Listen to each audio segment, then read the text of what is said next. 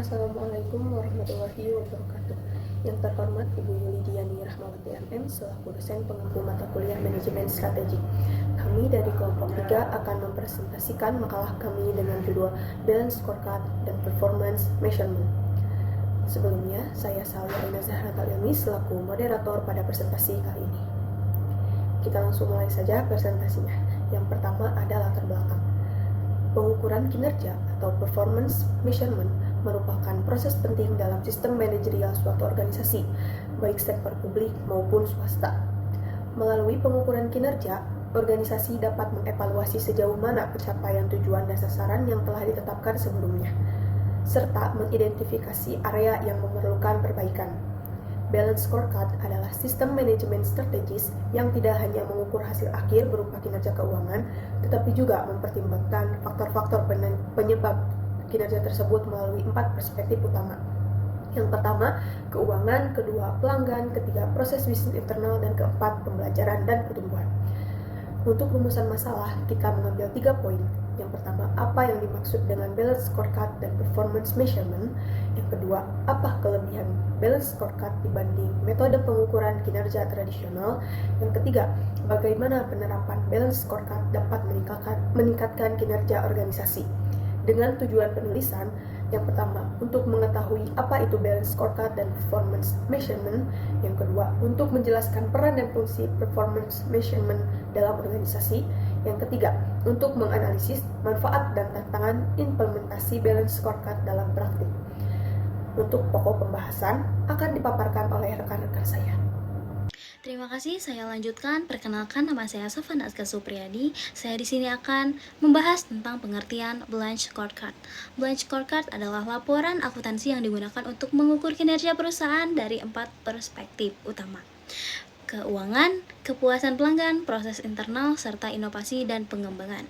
Menurut Mariza 2003, pendekatan ini membantu perusahaan mengevaluasi performa secara menyeluruh. Tidak hanya dari sisi finansial, dengan sistem ini perusahaan diharapkan dapat mencapai hasil yang lebih optimal karena mampu melihat kekuatan dan kelemahan dari berbagai aspek penting. Selanjutnya ada pengertian pengukuran kinerja. Pengukuran kinerja atau performance measurement merupakan proses penilaian terhadap kemajuan suatu pekerjaan dalam mencapai tujuan dan sasaran organisasi. Menurut Meo Heriono 2014 dan Margareta et al.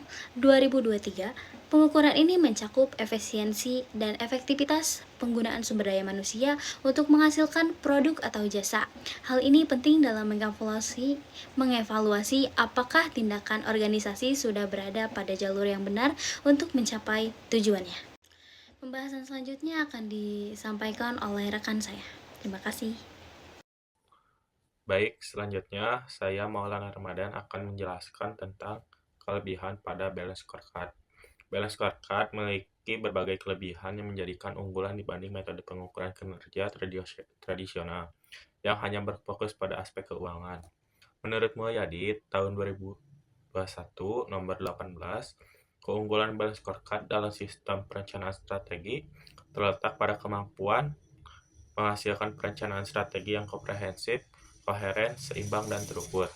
Selain itu, Balance Scorecard menggabungkan indikator hasil lagging indikator dan indikator pengarah leading indikator yang memberikan informasi tidak hanya tentang apa yang telah dicapai, tetapi juga tentang faktor-faktor yang memengaruhi pencapaian tersebut di masa depan. Dan selanjutnya, saya juga akan menjelaskan tentang manfaat penerapan Balance Scorecard. Yang pertama, personal untuk berpikir dan bertindak strategis tidak hanya jangka pendek tetapi juga untuk jangka panjang. Yang kedua, menghasilkan program kerja yang menyeluruh dan terintegrasi antar divisi. Yang ketiga, menghindari pandangan sempit yang hanya berfokus pada satu indikator kinerja, sehingga mendorong perbaikan berkelanjutan. Yang keempat, meningkatkan keunggulan kompetitif dengan memantau hasil keuangan sekaligus mengembangkan aset tak berwujud, seperti SDM atau sumber daya manusia dan inovasi. Baik, slide selanjutnya akan dijelaskan oleh Siti Rahmawati. Silakan. Baik, selanjutnya saya Siti Rahmawati akan membacakan kesimpulan, saran, dan rekomendasi. Kesimpulan, balance scorecard merupakan alat pengukuran kinerja yang komprehensif dan seimbang, menggabungkan aspek keuangan dan non-keuangan untuk mengevaluasi performa organisasi secara holistik, dibandingkan dengan metode pengukuran kerja tradisional yang hanya berfokus pada indikator finansial. Balance scorecard mencakup 4 perspektif utama, yaitu keuangan, pelanggan, proses bisnis internal, serta pembelajaran dan pertumbuhan, sehingga memberikan gambaran yang lebih lengkap tentang kinerja masa lalu dan proyeksi masa depan. Selanjutnya, saran dan rekomendasi. Yang pertama, jadikan balance scorecard sebagai panduan strategi. Pastikan balance scorecard tidak hanya dipakai untuk mengukur kinerja, tetapi juga membantu menentukan arah perusahaan. Yang kedua, komunikasikan dengan jelas ke seluruh tim. Balance scorecard akan lebih efektif jika semua karyawan dari level atas hingga staff memahami bagaimana peran mereka berkontribusi pada tujuan perusahaan. Yang ketiga, manfaatkan teknologi untuk mempermudah pelacakan. Gunakan tools atau software yang memudahkan pengumpulan data dan pelaporan kinerja, seperti dashboard digital.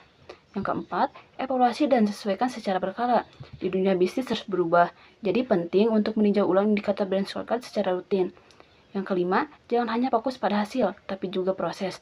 Selain melihat angka keuangan, perhatikan juga faktor pendukung seperti kepuasan pelanggan, inovasi, dan pengembangan karyawan. Yang keenam, gabungkan dengan metode lain jika diperlukan. Balance scorecard bisa dilengkapi dengan pendekatan lain seperti objective and key result untuk target yang lebih fleksibel atau analisis SWOT untuk memahami tantangan dan peluang bisnis. Yang ketujuh, berikan pelatihan agar tim paham cara menggunakan balance scorecard.